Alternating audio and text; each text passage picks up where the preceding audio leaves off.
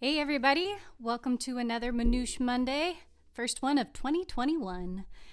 We are going to be kicking off the show. Our theme for the evening is New Beginnings. Beginning of a new year, so whatever new beginnings means to each musician on the show.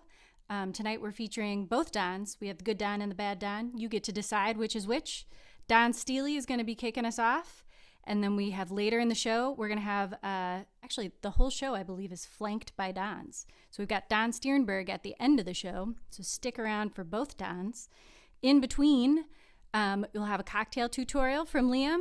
We will have Juli Wood, Casey Nielsen and I, and Ethan Philion will all be playing our tunes under the theme of New Beginnings. So without further ado, I'm going to bring up Don Stille to do the first set.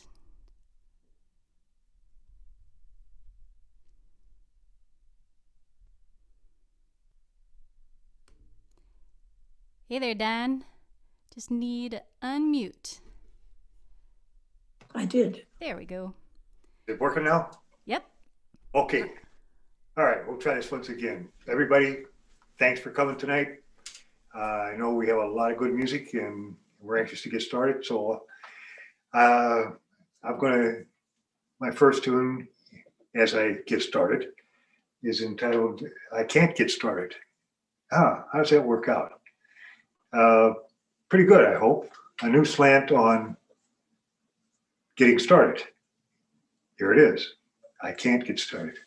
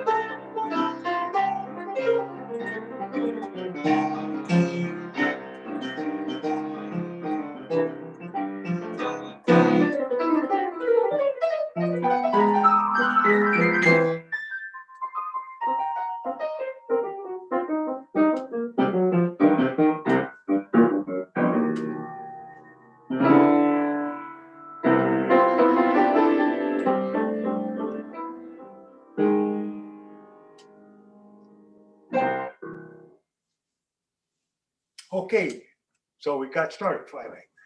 And the tune was entitled I Can't Get Started With You. And sometimes things like it happens in life. You enter a relationship with all kinds of hopes and promises, and suddenly things begin to happen, but not in my case. Judy and myself, we decided to get started, and we did. So anyway, I'm going to go and do. Uh, oh yeah, I'm going to love you like nobody's loved you. Come rain or come shine. That's definitely a new beginnings kind of tune, I think. And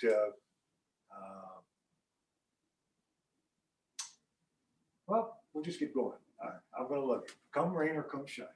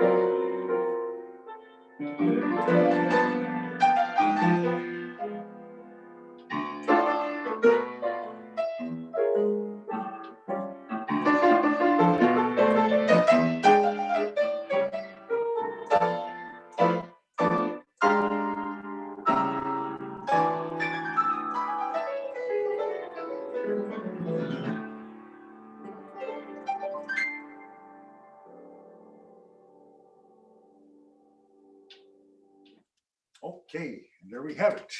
Come Rain or Come Shine. Perfect new beginnings kind of tune.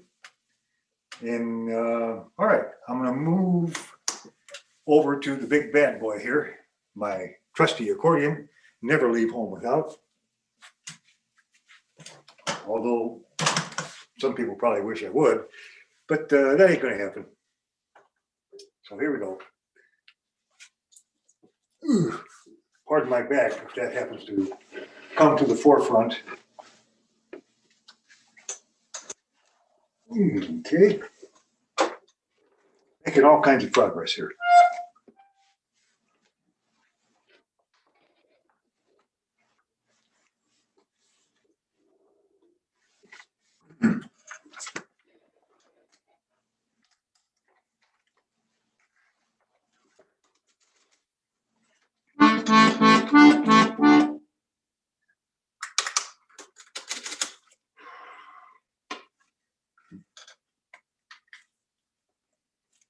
Okay, here we go.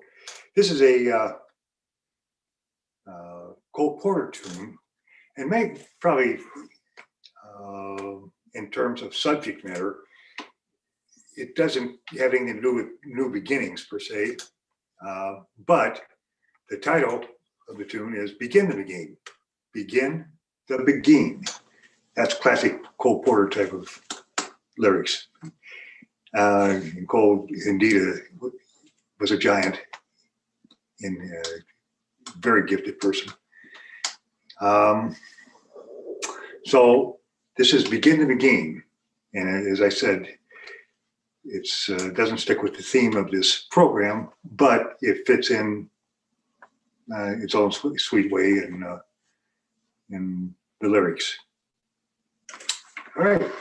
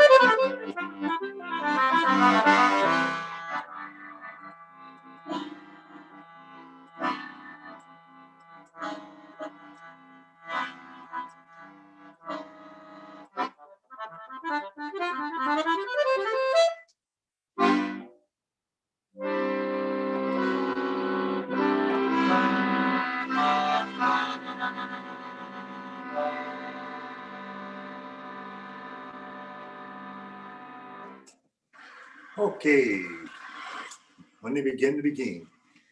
It's a beautiful piece. It still sounds great in today's world. Okay, I think this is probably it for my performance, my side of the program.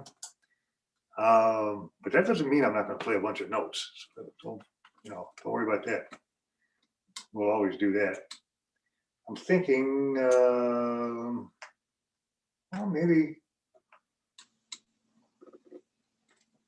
I'm beginning to see the light. Yeah, let's try it.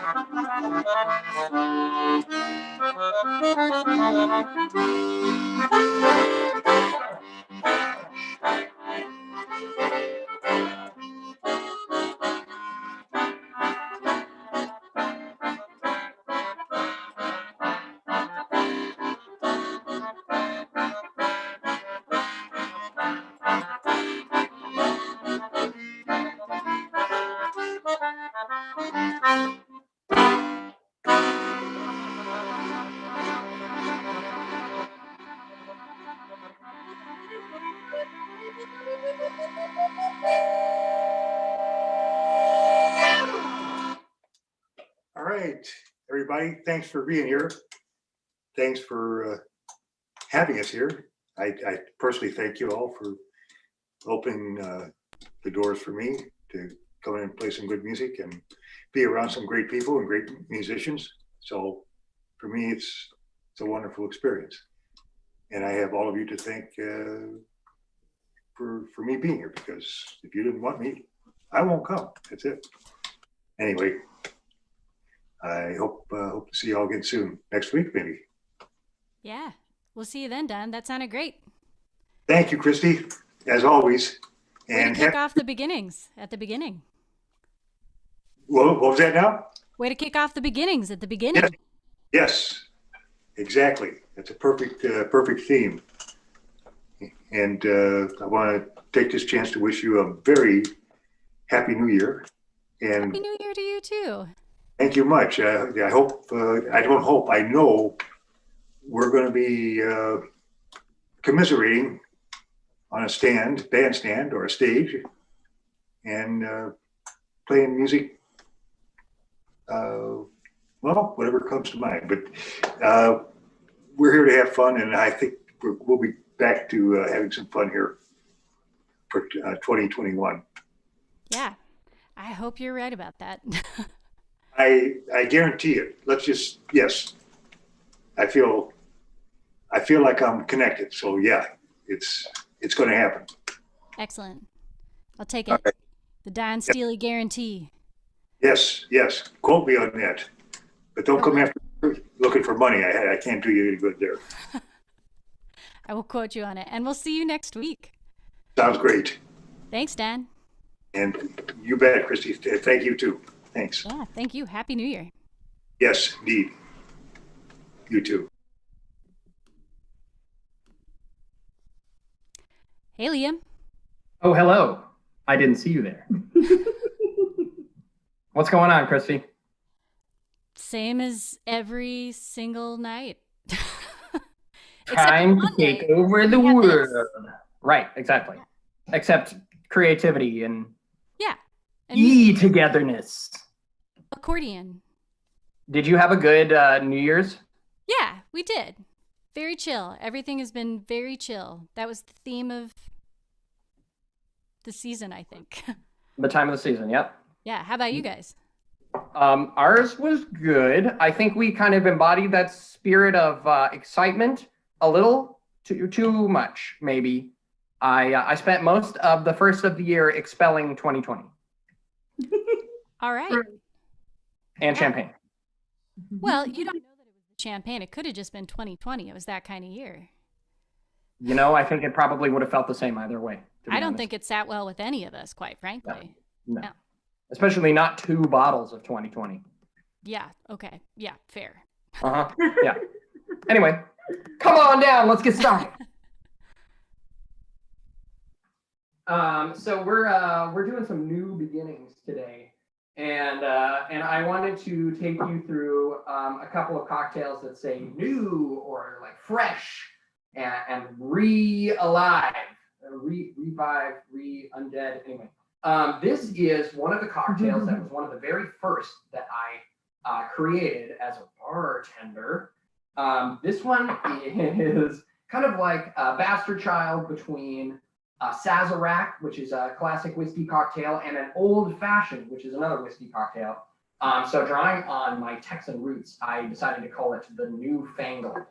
For those of y'all out there who don't know, Newfangled is a word that means highfalutin, which is a word that means fancy or like, you know, something that you don't understand, but you know it's new and fresh and clean. So why don't we get started? For this cocktail, I'm going to use a smaller glass. This cocktail is very boozy. Almost all the ingredients in it are alcoholic. And so I'm going to use a glass with a very small amount of volume to it. This is a really nice glass that I like to use for cocktails like that, but you can have a stemless glass if you want, or you can just use a normal glass and just fill it up just a little bit. I just happen to think that a cocktail looks best when it comes up at least 75% to the rim. All right, so the first thing that this cocktail is gonna need, like the Sazerac, we're gonna make a wash of the glass.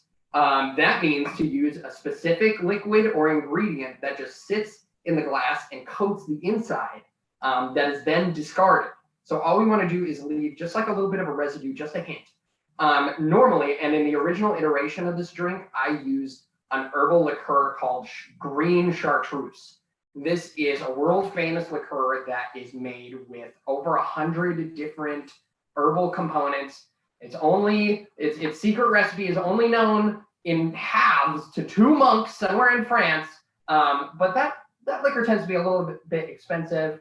And I just wanted to give y'all an example of something that maybe you can just make at home. So I poked around in my liquor cabinet and I found this kind of cool herbal liqueur called Galliano and L'Autentico.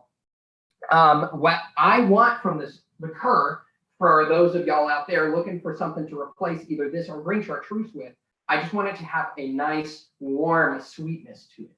Almost a little spicy, but not quite. So what we're going to do is we're just going to pour just a little bit into the glass. We don't have to have a lot. There we go. And at this point, we're going to take the glass and we're just going to kind of run the liquid around in the glass a little bit. Just twirl it around a little bit so that we make sure that all the sides are coated. Okay, so now we've taken care of that part. We can let that sit for a little while. Now let's make the body of the cocktail itself. Like a Sazerac or an old fashioned, we're going to start off with whiskey. And I want a whiskey that has like a bright, punchy flavor without adding too much body or warmth to the cocktail. I think that's going to get taken care of by the other ingredients. So we're going to use a classic rye. This one is the Deadwood Rye Whiskey, a nice Kentucky rye available at provision stores near you. All right, so we're going to put in about 2 ounces of this spirit. If you don't have an ounce measurement at home, as I've said before, to all y'all returning homies, you can use your measuring spoons. 1 ounce equals 2 tablespoons. So we're going to measure out 2 ounces or 4 tablespoons.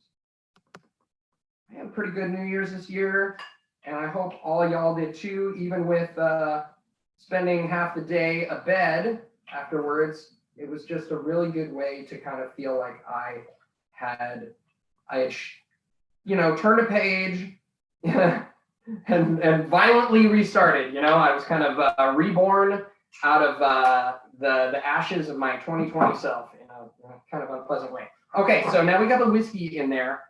We are going to add a little bit of lemon juice. We're going to add about a 1/4 ounce.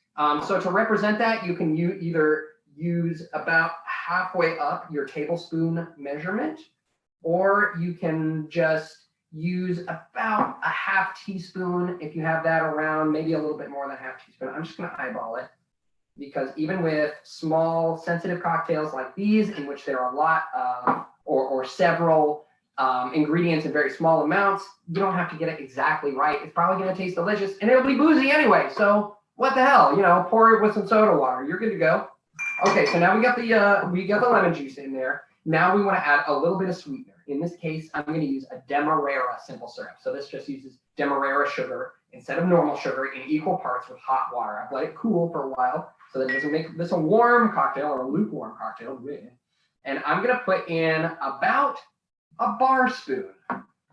So a bar spoon is a unit of measurement used when making cocktails to kind of designate about an 1/8 ounce or even as little as a 1/16 ounce. Just enough where you get the flavor in there. I don't want to add very much sweetness to this because the herbal liqueur we're using is already pretty sweet. So what I'm doing is I'm using my 1/4 teaspoon measurement, and I'm just going to measure it out drop by drop. I'm not even going to put in a full 1/4 teaspoon in there, just a little bit, just a whisper. Okay, so we put in our sweetener, kind of tie in some of the herbal elements. Now we're going to add our bitters. Just like a Sazerac or with an old fashioned, we're using our aromatic bitters. I got some case shadows right here. We're going to do 2 dashes. About a bing, about a boom. All right. And then we're going to use a very special bitters that at the time that I came up with this cocktail, I was particularly enamored with. This is by the company 1821, also available at provision stores near you. And this one is called Havana and Hyde, which is a little bit more of a kind of tropical spice version of a classic type of bitters called tobacco and leather.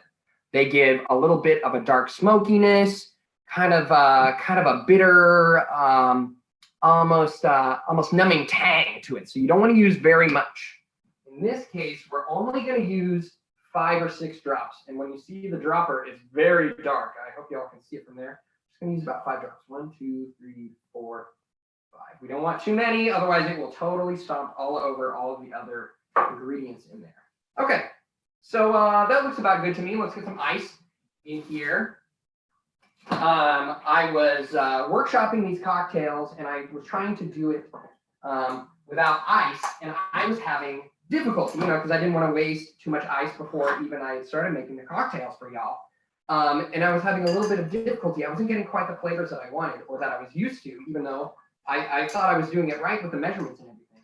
And that's because when you stir something, you're making it cold, but you're also adding a bit of water, and that tends to ease a lot of these very sharp flavors. And not only gives you a little bit more volume to a cocktail that maybe wants it, I want to be able to make sure the volume of this cocktail hits even the rim of this tiny glass, but you also want to just kind of like smooth some of these flavors out a little bit. So we're going to give it an extra stir. We want to make sure that the cocktail is looking really nice and frosty. You'll be able to tell because on the edge of whatever container you're stirring with, you begin to see that kind of like cloudy thing on the outside. That means that condensation is happening to the glass. We're going to give it a couple more stirs. And okay, there we go. That looks about good to me. So now we're going to take our glass, now that the body of our cocktail is complete. And we still have that herbal liqueur, chartreuse or whatever you want to use in there. We're going to give it a little bit more of a swirl, coat those edges, the inside edges of the glass again. Now we're just going to dump it out. Hi-ya! Give it a couple of flicks. Boom. That's okay. You might say, hey, we're wasting a little bit of that liquor. And even, in fact, sometimes people will ask or prefer for you to leave that liqueur in. I am not a huge fan of that, especially with these very strong herbal liqueurs. If I want to taste them by myself, I'd be doing that already. So we're just going to leave just a little bit in the glass. You see, I even dumped out a little bit extra. And now at this point, I'm just going to use a slotted spoon, and we're just going to drain it into the glass. It's got this lovely rosy color from some of the aromatic bitters, a little bit of a brown and yellowish background too. Okay, so we have our delicious cocktail in here, but I want to add a little bit of something extra. So what I'm going to do is a flamed lemon cold. So at this point, I want us all to take a lemon, just a nice fresh lemon with a pretty juicy peel. You see how it's still nice and glossy, and we're going to cut a coin out. Now I have a pretty sharp knife without serration that I'm going to use to do this. Even when you're like cutting lemons and limes, it's often better to not use a serrated knife. You just want a smooth blade knife that is very sharp, because if you're doing too many hacking measurements, you can kind of start to destroy these fruit pieces that are just so beautiful on their own, but also you increase the probability that you're going to cut yourself, because even with a very sharp knife, I can put it, as long as I'm not using it in a slicing method, I can put it up to my thumb and I'm not cutting myself at all. So what we're going to do is we're going to cut a coin out of this lemon. I'm going to apply just a little bit of force till that blade starts to sneak under the skin there. And instead of like trying to just saw it all the way through, I'm going to turn the lemon with my other hand so that as the lemon moves, it keeps cutting the sides of the coin.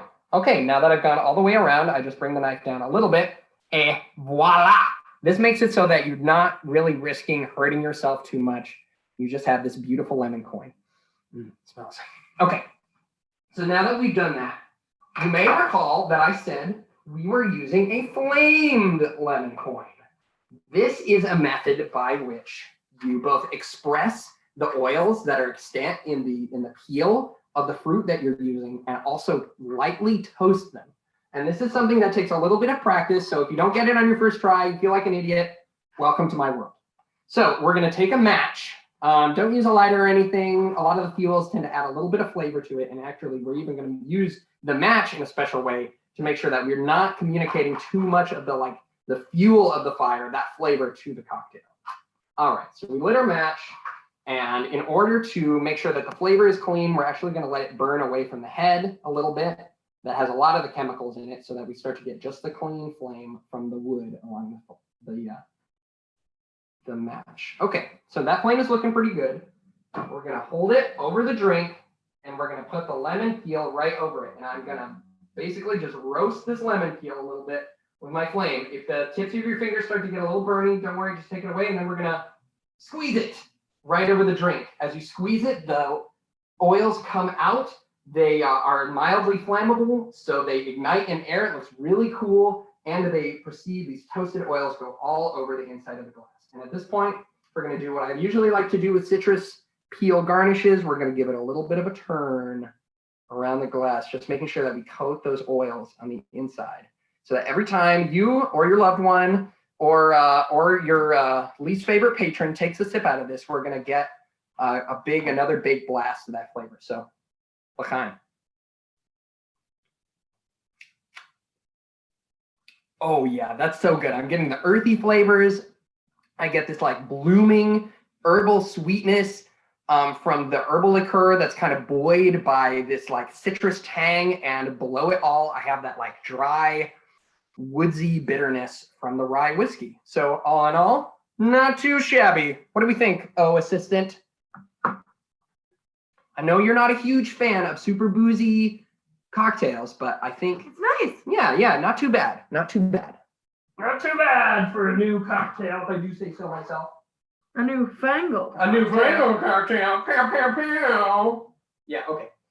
So before we move on to the next cocktail, I wanted to talk about something that I've been noticing a lot in my clientele and people around me that I've been seeing in my neighborhood on the day-to-day, of course, socially distanced. I want to talk about kind of moving away from drinking a little bit. Just the way that quarantine has been going, we all have a lot of time to just spend at home by ourselves, and especially those of us out there who like to drink or who like to make nice drinks for us or other people. It's easy to just kind of drink a day away. I know this as well as anybody else. And so I've had a lot of people coming up to me wanting to start a new practice in that and to kind of drink a little bit less. And one of the easiest ways to do that is to try to just, or one of the simplest, I should say, is to just stop drinking. So if you go out to a bar with some of your friends, or you're at home with some loved ones and they start drinking, it's kind of hard to resist the temptation and the peer pressure to start drinking yourself. So I wanted to talk about a couple of things that you can maybe do a little bit to kind of make it easier on yourself if this is something you want to do. Because even as a bartender or a peddler of liquor, I am the first person to, well, hopefully one of the first people to say, take care of yourself. Like if you want to make a positive impact or change in your life, today is the time. So if you're at a bar and you're talking with people, one of the ways to do it is that you can make clear to your server or your bartender that you are not drinking, that you want non-alcoholic alternatives or non-alcoholic beverages to complement those. And hopefully if you have a good server or bartender, they will take note of that and still try to make your time enjoyable and give you yummy things to drink. Sometimes that's not the case. Sometimes maybe your server or bartender out there isn't as quite as amazing as I am, and they might not be sensitive to your needs like that. They might be dismissive or downright derisive, and in those cases, it can be hard to continue to abstain. Hopefully, your friends will stick up for you in those points or be sensitive to your needs. But if not, never a bad time to just recuse yourself from the situation, take a little break outside. Nobody likes having a soda or a Coca-Cola. It's less exciting than these other things, but that can be good too if the oral craving is what you're going. But let's talk about a couple of those alcohol alternatives. I'm going to make a cocktail for you all that I like to call the new leaf. Turning over a new leaf for the year. So first, I'm going to make the alcoholic version, the original version, and then I'm going to make the exact same cocktail, tweaking a few ingredients and replacing our alcoholic spirit with a non-alcoholic alternative. So this one is going to be in the form of a martini. There's a very classic martini recipe. You have your gin, you have maybe a little bit of dry vermouth, and then you have a lemon twist, or you have some olive brine, and that's very nice. Nowadays, people kind of use the word martini to refer to a host of cocktails that have the same base structure. 3 to 4 ounces of spirit, a little bit of flavoring, served up or without ice in a fancy stemmed glass. This is kind of the same in terms of structure, which is why I'm calling it a martini. So we're going to start out with our gin. This is a lovely gin from a distiller called J. Rieger out of Kansas City, Missouri. This is a gin that has a little bit of body to it from the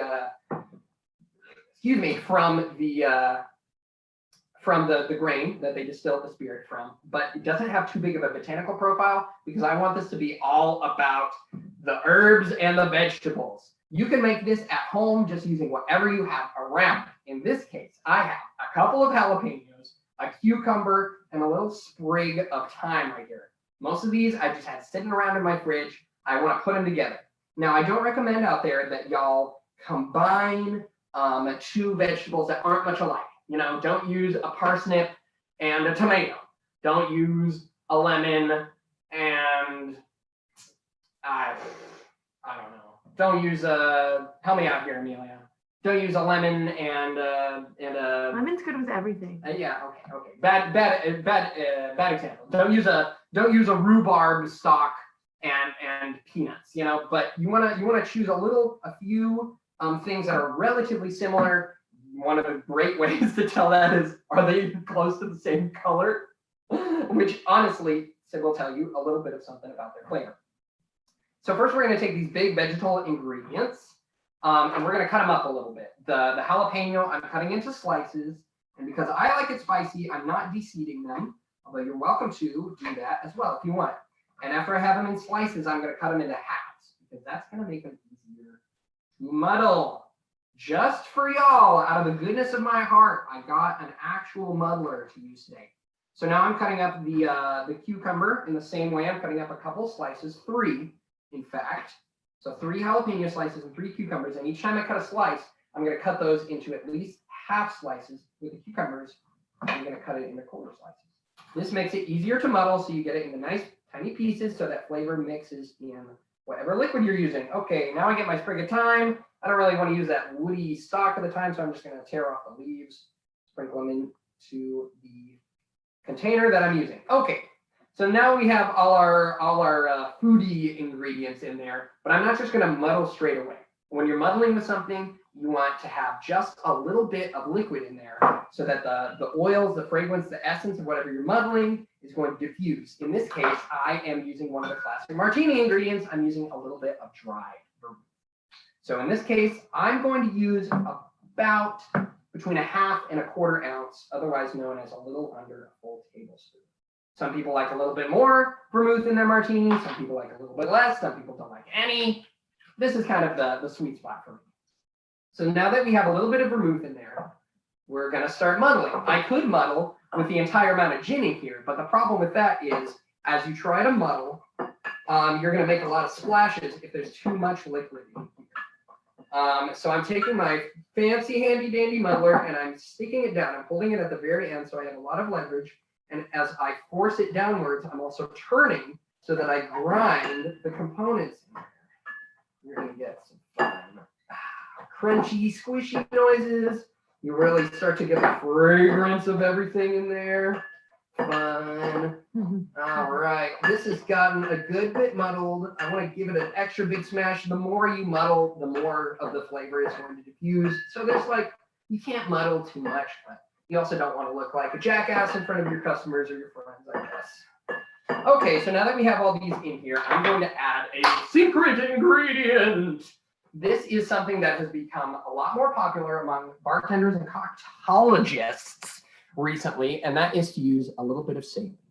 I have created a little bit of a salt water solution, about 1 part salt to 10 parts water by weight, that I'm going to use to infuse a cocktail with a little bit of saltiness, because I think any good martini has a little bit of saltiness to it. Normally you get this from pickle brine or olive brine, but we're not using those. We're using the fresh stuff. So I'm going to add a little bit of salt.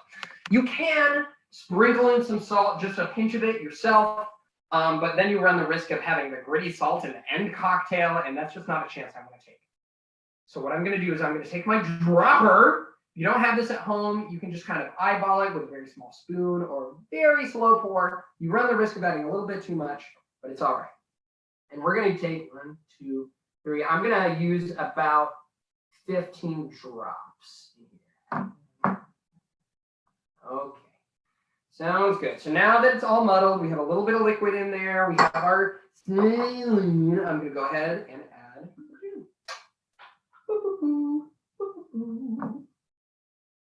All right, this is going to be about 3 ounces of gin. A lot of gin, but that's the way we like our martinis.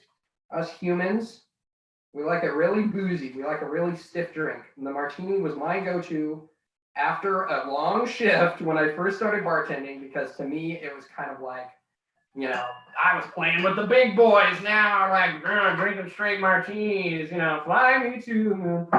Okay, so now we have all our components in there. We are going to give it a nice stir with, as I said before, the ice. These are just some big ass cubes that I have in my freezer. You can use smaller cubes if you want. It doesn't matter. Gonna take our stirring rod. Remember, those of you at home can use whatever you want to stir. Let me give it a good one. In fact, my favorite martini is not even a gin martini. I just like a vodka martini, which a lot of people turn their noses up at, saying, you know, that's not classic or anything. But I actually have really come around on olive brine and pickle brine, and I love for those to be the stars of the show, even with a hella boozy backer. This one, I don't really care how much water gets diffused in there from the piece of ice. I'm mostly just making sure everything's all mixed together. And this time, as with any cocktail in which you have muddled components, almost any, I'm going to strain with a fine mesh strainer. This is just one I have at home. You can use whatever you like. All right, we're going to pour it in. One of the fun things about using muddled ingredients is you also communicate a lot of the color of those ingredients to the body of the cocktail. So in this case, this cocktail has a very light greenish tint to it, which I think is pretty fun. And as garnish, I'm just going to use a little bit that was left of the mint sprig that we used. If you have an herbal garnish, you want it to communicate a little bit of that smell every time they lift the glass to their face. So what I'm going to do is I'm going to put it gently on the back of my hand. And I'm just going to smack it a couple times. That'll release some of the oils in the leaves without making it fall apart. Ding. Wonderful. Wow, I'm getting the jalapeno a little bit more. The residual sweetness from the jalapeno and the cucumber makes it so that to balance this cocktail, I don't need to add any sugar, even though I have salt there. In fact, that's what the salt was there in the first place, to balance it out. Okay. Good cocktail, right? Be gone! Ba-boom! So now we're going to try it without alcohol. In this case, the non-alcoholic spirit I'm using is a lovely British non-alcoholic spirit from a company called Seedlip. At least as far as I have seen, non-alcoholic spirits kind of fall into two categories. Ones that try to intimately imitate the former flavor of the spirit, and others that try to kind of take on new characteristics and float on their own merit. This happens to belong to the second group. So it doesn't really taste like any specific spirit, probably, that you may have had in the past. It has some notes of vodka, it has some notes of gin, even maybe a little bit of an herbal liqueur like an akavit or something like that. So in this case, I'm not going to add any vermouth because that's another alcoholic component. But I still want to have a little bit of that bite in there. So I'm going to use a secret ingredient again. I'm going to use a little bit of a light vinegar. Don't freak out, you know, like a little bit of vinegar goes a long way. And in fact, we're only about going to use a little bar spoon of this vinegar. You can smell it so strong when you open it up. I recommend using a lighter vinegar, whatever you're using. So in this case, I have a rice vinegar. You could use a plain white vinegar or a white wine vinegar. That'll work just as well. Okay, so we have our little bit of liquid in the bottom. I'm going to add a couple drops of saline. I tasted this non-alcoholic spirit beforehand, which I invite y'all to do the same if you're using one, just to make sure that you have a better idea of how to balance the cocktail. It's not always as simple as just like take out alcohol, input non-alcohol, and expect it to work or even be balanced the same way. So I'm going to add just 5 or 6 drops of the saline, and then I'm going to cut up a little bit more veggie. One of the things I've been thinking about in terms of going back to bartending is just how to accommodate more and more people's tastes and desires in a world that will most likely look very different from the one that I last bartended in front of people in, which was January. I invite all of y'all to do the same. You know, no doubt that no matter what we want, we're going to have to do it anyway, because I mean, it's just not going to be the same when we all are vaccinated up, hopefully soon, and have gone through this entire thing together. But one of my favorite parts about that is that we will all have gone through it together, and so it will be up to all of us to kind of determine what the world looks like from here on out. So we're going to give this a little bit of a muddle. Ha-cha-cha. Oh, yeah. You know, if you don't have a muddler at home, you can use whatever you like. In a previous iteration of this show, I even used the handle of a hammer, and it worked out just fine. If you have really small hands, you can kind of get in there and like just punch it down a little bit. I happen to have awkward, spidery, medium-shaped hands, so I can't do that. All right, and then we're going to add our spirit.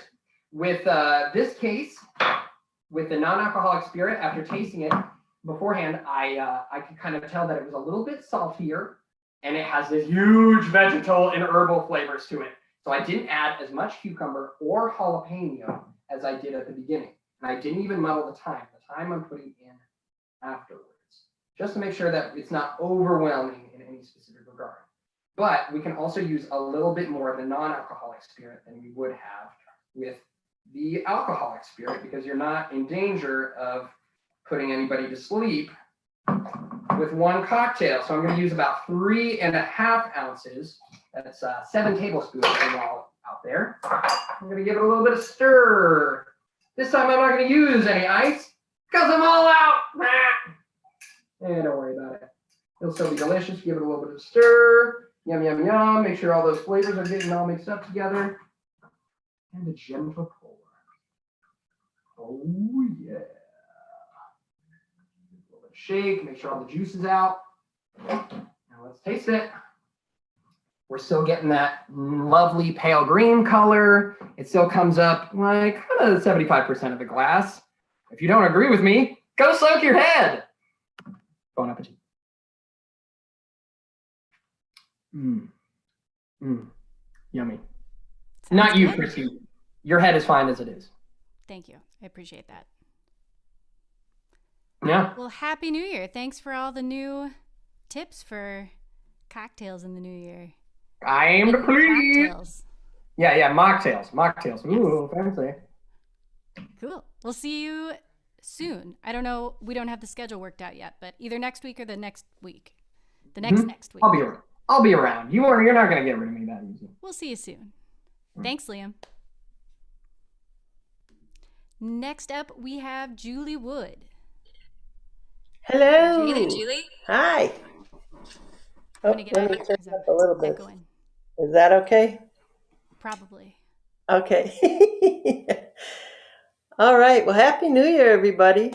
And I looked through my book of tunes and found a couple of nice lovey-dovey ones about new love affairs, new beginnings. So this first tune is written by Harold Arlen with lyrics from Truman Capote. I had forgotten about that.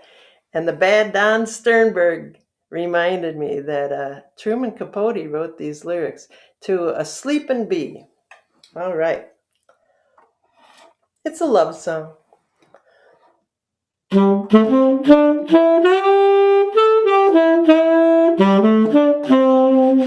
When the bee lies sleeping in the palm of your hand, you're bewitched and deep in love's long looked after land, where you'll see a sun-up sky with a morning moon, where the days go laughing by when love comes calling on you.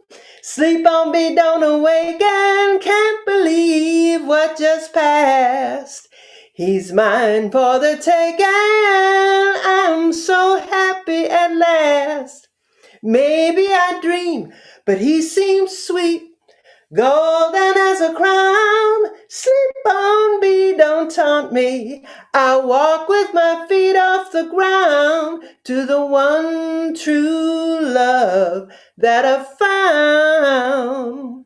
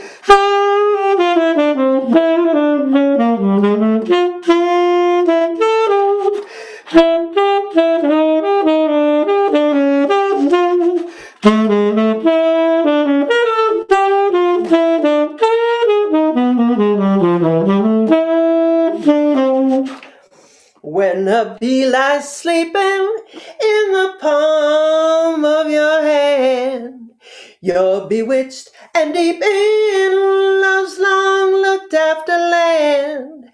There you'll see a sun-up sky with a morning moon, where the days go laughing by when love comes calling on you.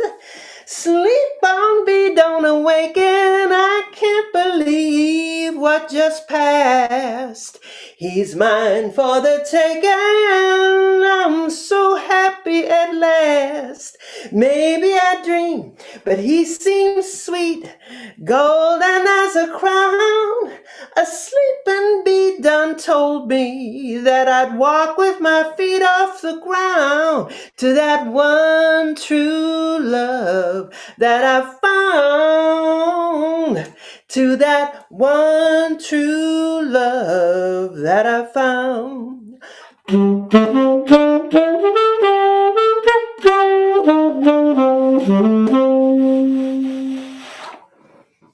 All right, a sleeping bee. Well, here's another oldie but a goodie about a new relationship just heating up on the ski slopes in Canada. It's called Canadian Sunset, and the writers of this one are Eddie Haywood and Norman Gimbel.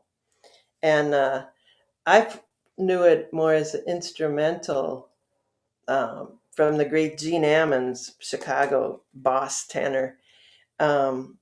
He's got a great version. But then I heard Etta Jones, not Etta James, but Etta Jones sing it. And I thought, oh, cool. It's got lyrics too. So here's Canadian Sunset.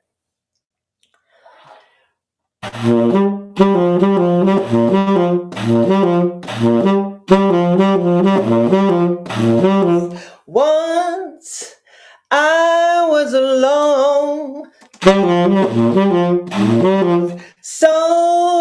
so lonely, and then you came from out of nowhere, like the sun up from the hills. Cold, cold was the wind. Warm, warm were your lips. Out there on that ski trail, where your kiss filled me with thrills. A weekend in Canada, a change of scene, was all I bargained for. Then I discovered you, and right there in your arms, I found a love that I could never ignore. Well, down, down came the sun. Cold, cold, cold was the wind. I knew when that sun set, from that day we'd never part.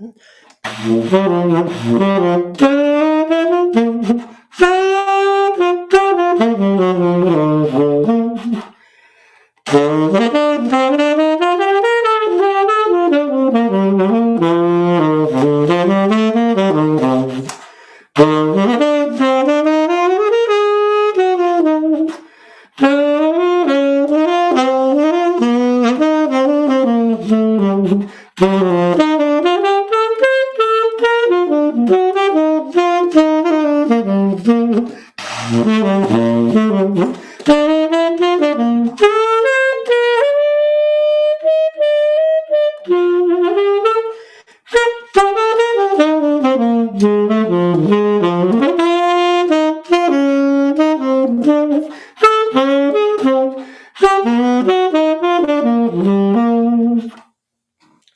weekend in Canada, a change of scene was all I bargained for. Then I discovered you, and right there in your arms, I found a love that I could never ignore. Well, down came the sun. Fast, fast, fast beat my heart. I knew when that sun set, from that day we'd never part. From that day, well, we'd never part.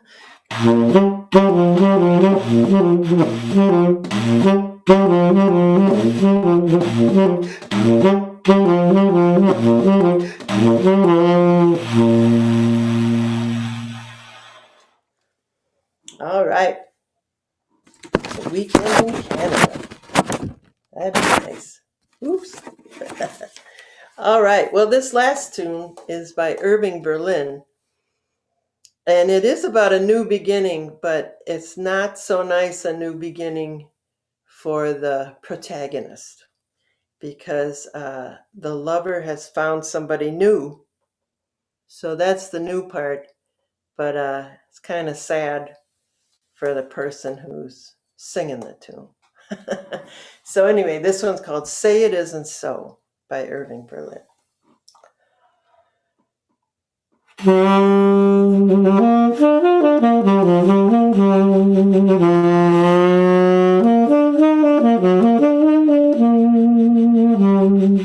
Say it isn't so.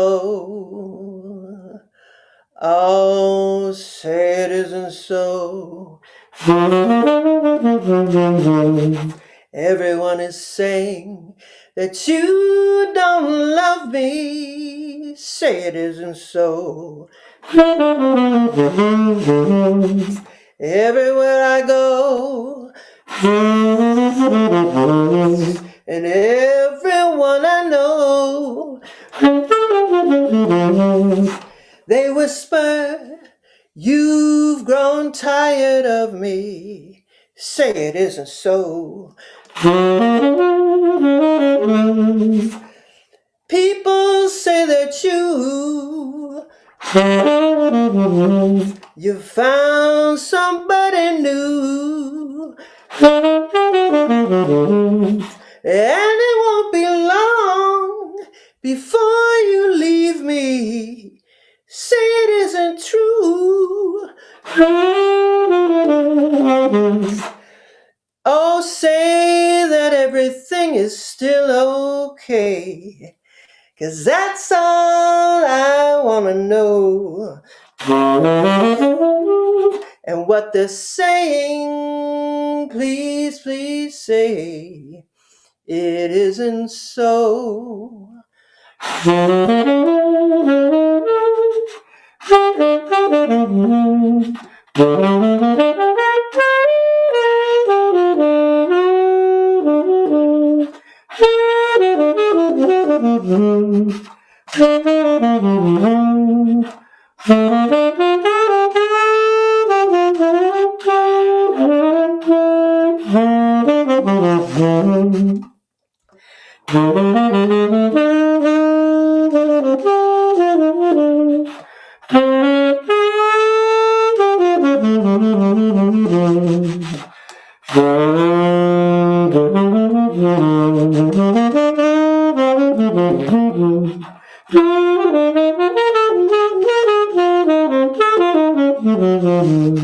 People say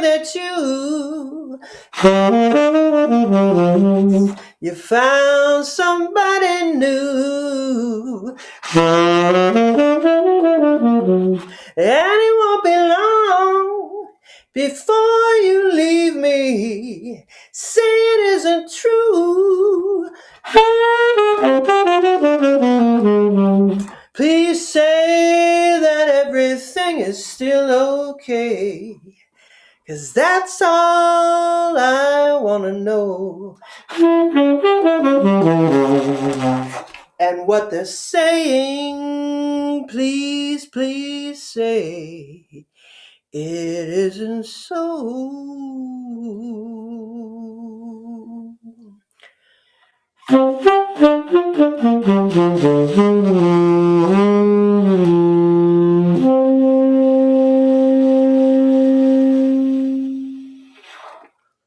Oh, say it ain't so, baby. All right. Well, someone had a new beginning, but not that poor gal. Yeah, new beginnings mean it sounds positive, but it isn't always positive. Right. Yeah. And you can't win them all. Yeah. It's true. Yeah, we should all know that by now. Well, I hope you had a happy new year. Yeah, you too. Yeah. It was all right. Quiet. Yes, everything But was there quiet. was some champagne, so that was good. Yeah, us too. Ditto. Yeah. All right. Well, I'm signing off and enjoying the rest of the show. Happy New Year, Julie. We'll see you next Yeah. time. Happy New Year. Oh, I forgot to say this. Oh yeah. There you go. Oh, A little more. there There. you go. Perfect. Perfect. PayPal me if you feel like it. Okay. Bye. Thanks, Julie. Bye-bye. Let's see.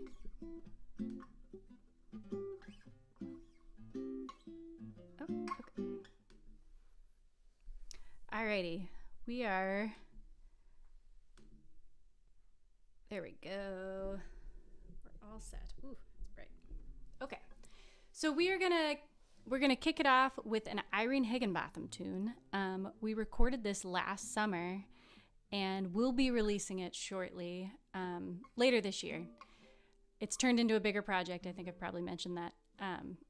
So we're going to be doing a documentary to go with it, so you can learn a little bit about the amazing person that Irene Higginbotham was and all the amazing people that she came across in her life. She really crossed paths with a lot of cool people. So this first tune was written by her, and then the lyrics were written by William Mitchell.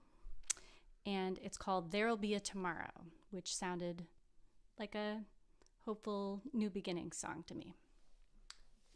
Is this the Latin one? It is. Tonight it is.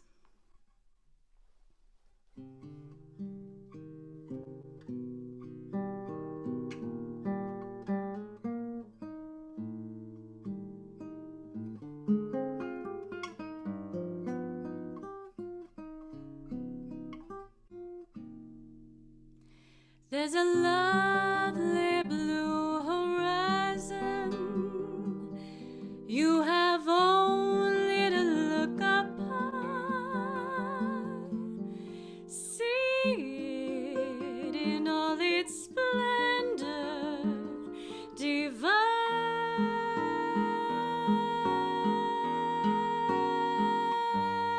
I keep looking for tomorrow.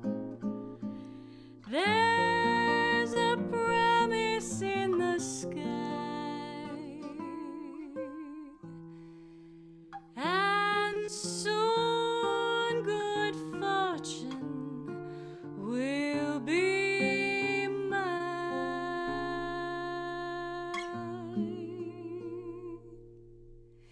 There'll be a tomorrow, a new dawn tomorrow, where gray skies have faded away.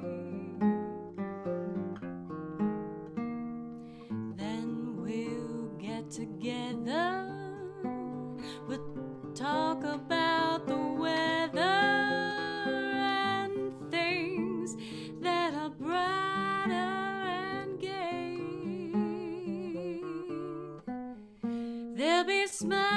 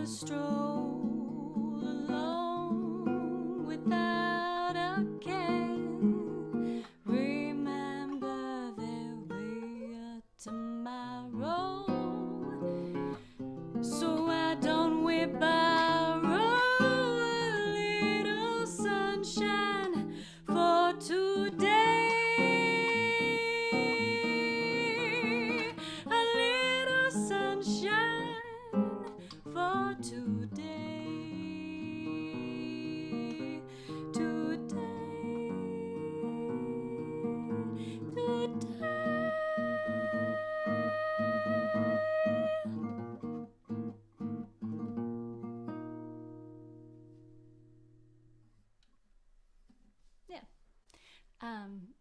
The next tune we're going to do is one that we've done, that Fume has done a fair amount.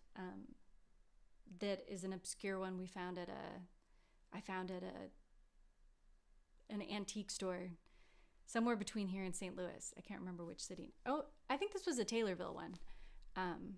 But it's by Johnny Mercer and Jimmy Van Heusen, which you probably recognize their names. They're pretty well-known songwriters, but this tune is not well-known.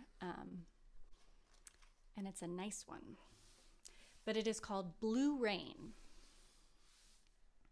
Also felt like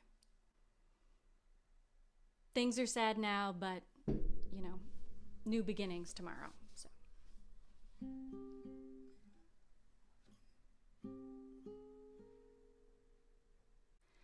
Clouds cover up my horizon with blankets as dark as night. Skies haven't cleared since you disappeared from sight.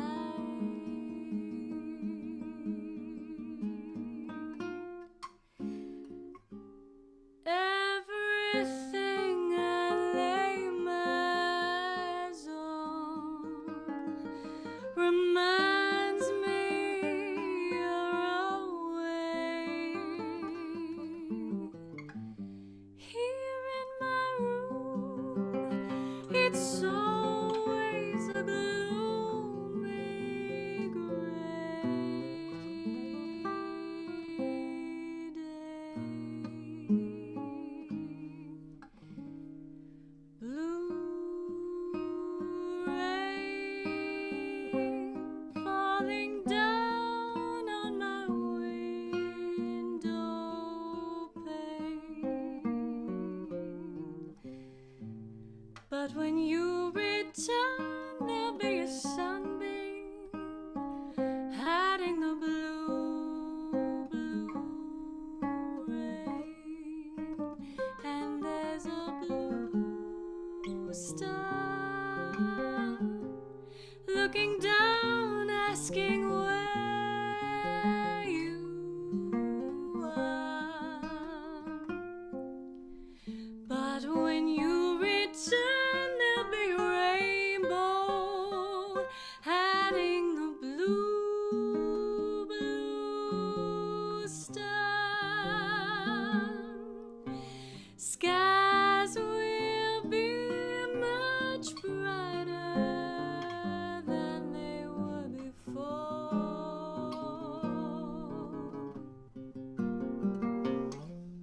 When you and love came strolling through the dark, then there'll be no more blue rain, just the sound of my heart's refrain,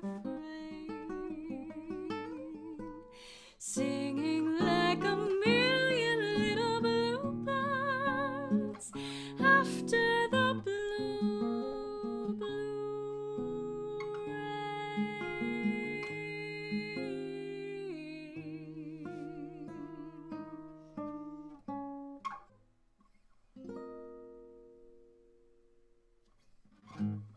Oh. Okay. Let's do the last one then.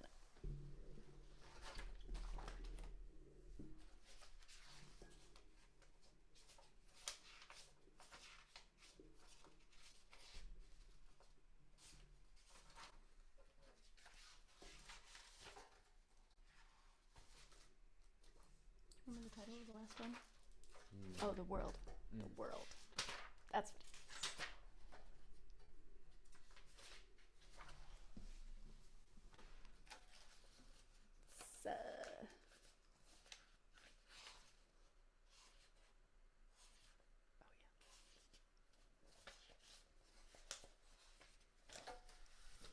Found it. This last tune that we're going to do is called The World is Waiting for the Sunrise.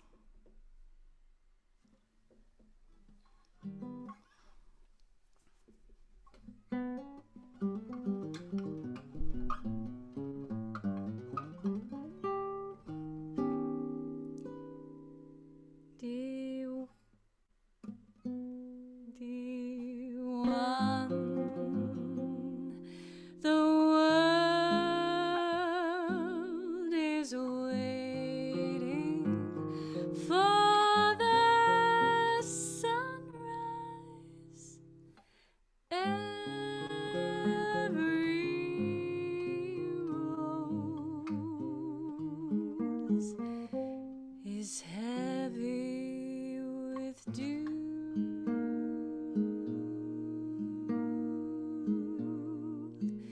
The thrush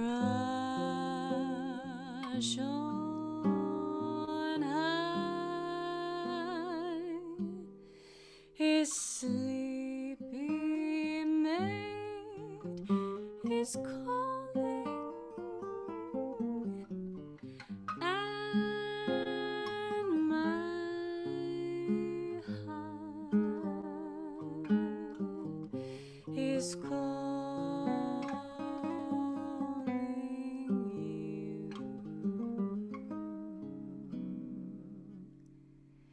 Dear one, the world is waiting for the sunrise.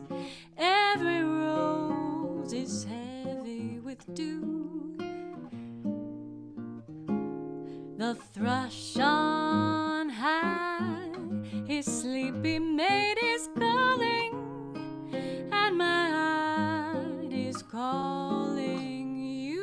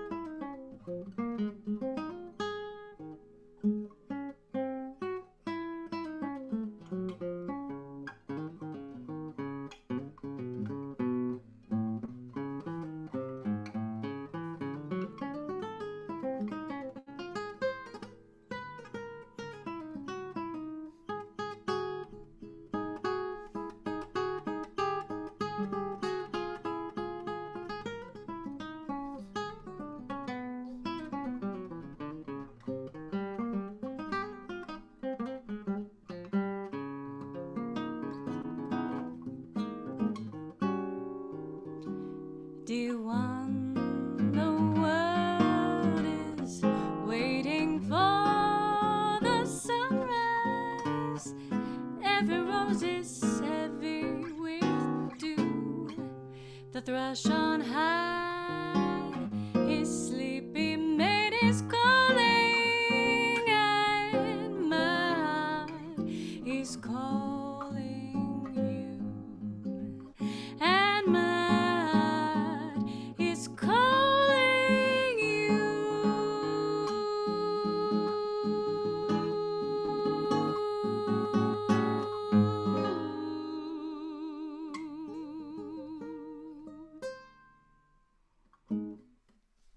Yeah.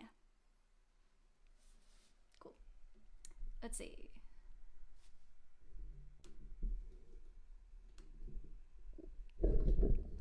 Next up, we have Philion.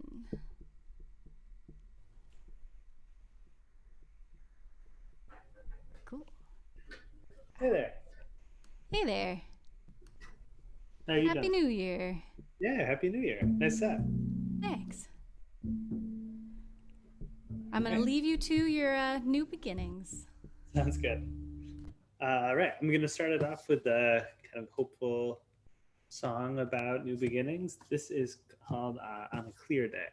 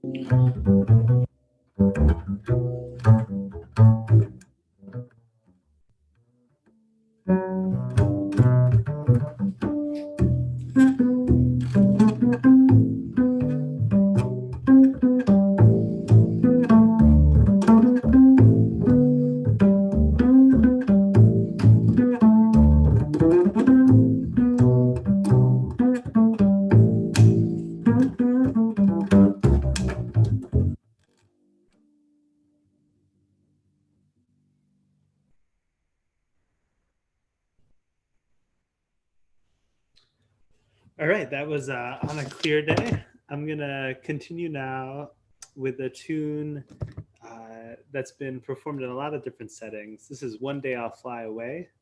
I really love the version with Keith Jarrett and Charlie Hayden on Jasmine. So this arrangement is kind of loosely based on that.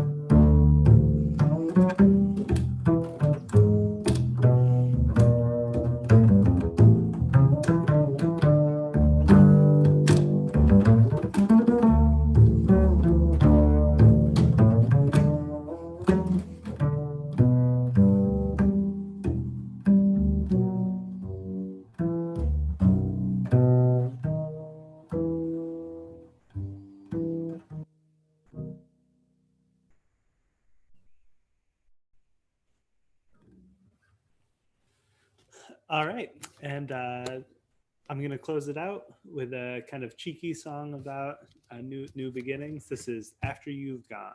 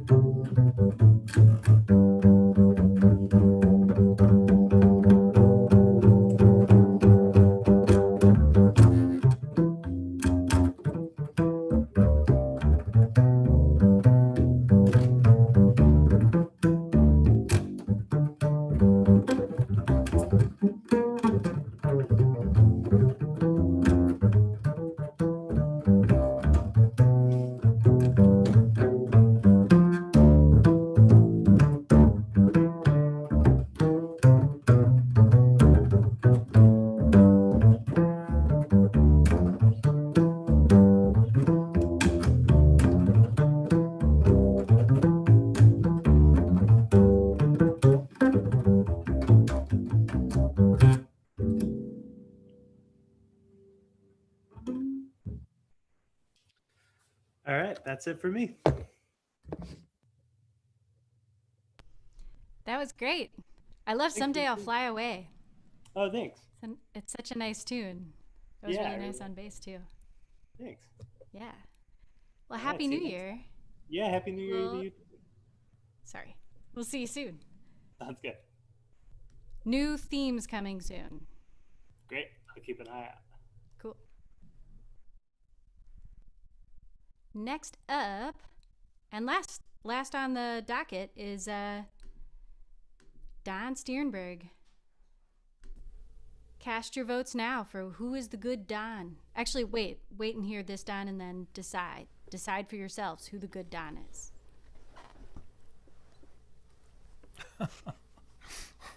I didn't start that. You started that. Good Don, bad Don? Uh-huh. Well, it was so obvious. Somebody had to do it. Might as well be you. Everybody knows. We'll see. We'll wait till the votes are placed. Well, I think we already know the outcome, don't we? We have guesses.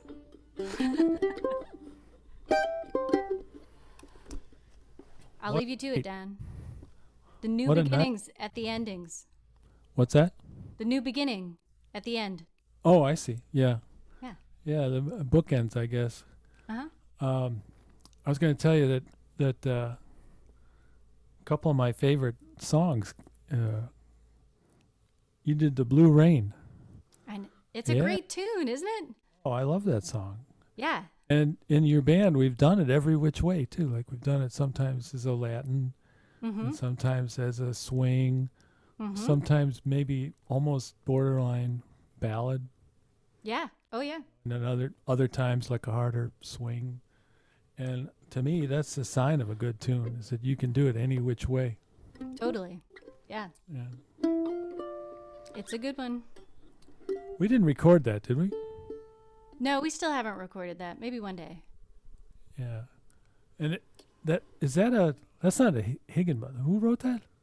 That one's now that I don't have it in front of me, I can't remember. Famous guys, you know them. I don't have the music in front of me. I'll probably remember before too long. I'll walk across the room and then I'll remember. But I mean, between that and Juli Wood doing the Truman Capote song. Wow. Sleepin' Bee. And these are some of the greatest tunes in life. Mm-hmm. Yeah, we got it all. Mercer, yes, Julie, thank you. Johnny Mercer. He wrote and McHugh, right? Jimmy McHugh, isn't that what I said? Oh, right, McHugh. Mm-hmm. Yeah, that's right. That's it. Same guy that wrote all those Jimmy McHugh songs. Right. Well, it was names I recognize. That's my antique store rule of thumb. If I recognize the names or if I like the lyrics, then you pick I'll it buy up. it. Yeah. Mm-hmm. Yeah, but what a night. From Truman Capote to Jimmy McHugh to whoever wrote After You've Gone 175 years ago. Yeah. Good stuff. Yeah. Well, I can't wait to hear what you play. Well, all right then. I'll, speaking of old, I'll just do it right now. All right.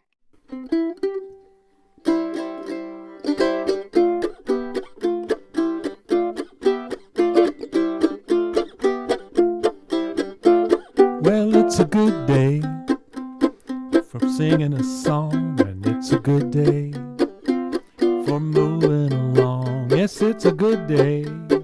How could anything go wrong? It's a good day from morning till night. It's a good day for shining your shoes. It's a good day for losing the blues, and everything to gain now and nothing to lose. It's a good day from morning till night. Well, I said to the sun, good morning, sun. Rise and shine today. You know you gotta get going if you wanna make a showing, and you know you've got the right of way.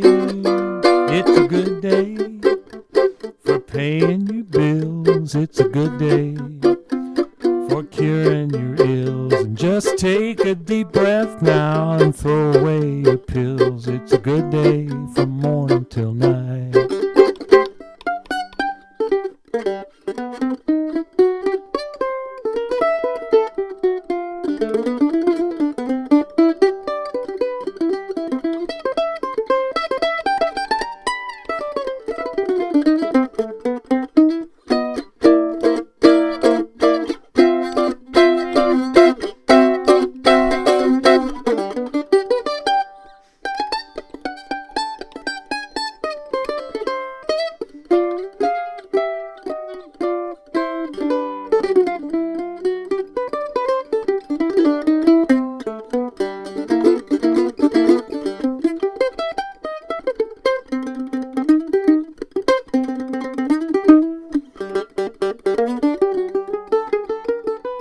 Well, I said to the sun, good morning, sun. Rise and shine today. You know you gotta get going if you wanna make a showing, and you know you've got the right of way.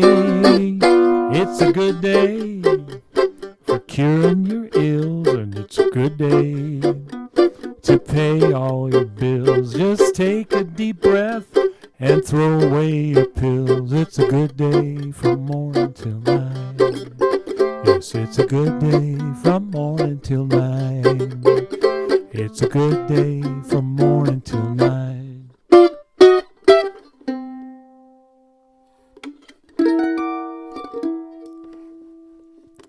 So there we go. What a night, but it's also a good day. And in case you haven't heard me do that one before, I've been playing it the last several years, I guess, in all different contexts, the plural of context. That's what I'm trying to say. And it's a Peggy Lee song. You guessed right. It's a Peggy Lee song. And I don't know, it sounds like New Beginnings. I think it fits the theme. Do you think it does? I hope so. Maybe it's just encouraging folk to look for new beginnings. But at any rate, I thought I'd open with that one on New Beginnings Manouche Monday. What else have I got here for you? We can do like they do on TV, just throw the music away now. Here's one that a little more obvious as far as the new beginnings.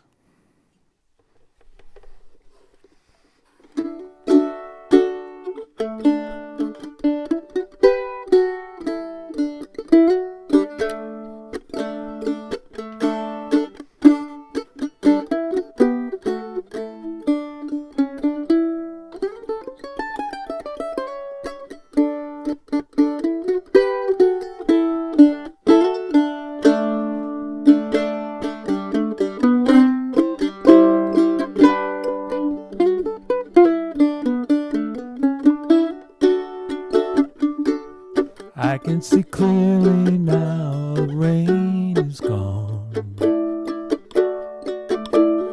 And I can see all obstacles in my way. Gone are the dark clouds that had me down blind. It's gonna be a bright, sunshiny day. I think I can make it now, the pain is gone. And all of the bad feelings have disappeared.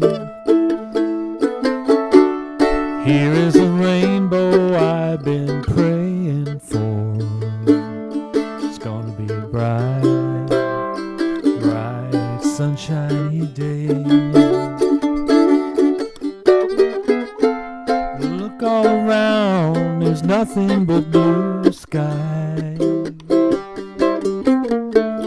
Look straight ahead, nothing but blue sky.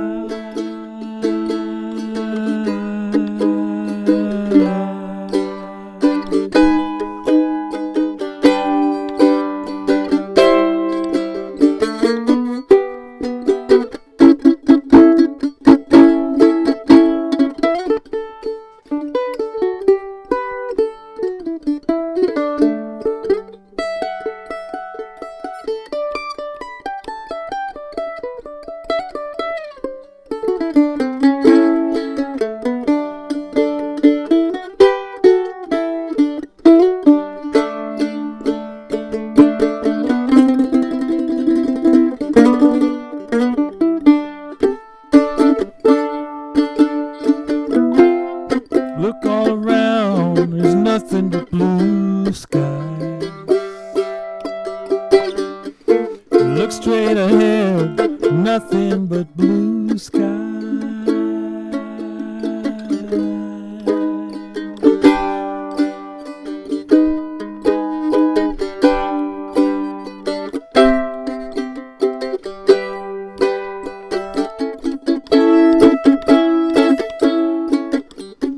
I can see clearly now, the rain is gone.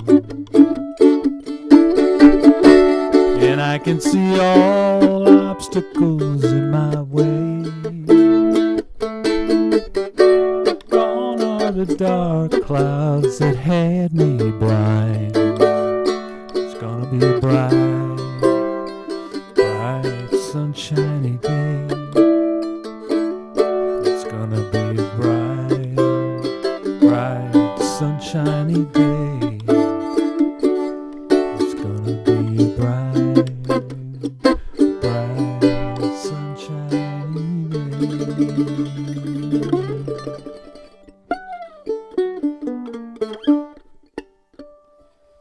Yes, it is.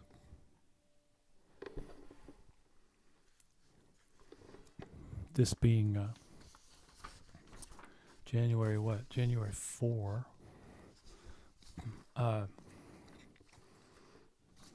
We get a little closer each day to the bright sunshiny day. They were just talking about that on the weather forecast we were watching earlier. Sun comes up a little bit earlier each day. So it's new beginnings we're talking about tonight. They'll probably be along around